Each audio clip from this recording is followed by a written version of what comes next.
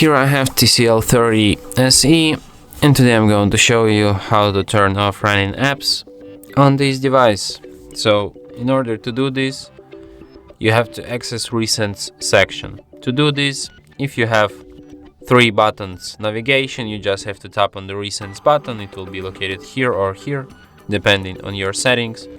But if you have gesture navigation, just like me, to access this section, you just swipe finger up and hold it for a second, and that's how you can access it. Here you can see all of your opened apps which you don't use right now.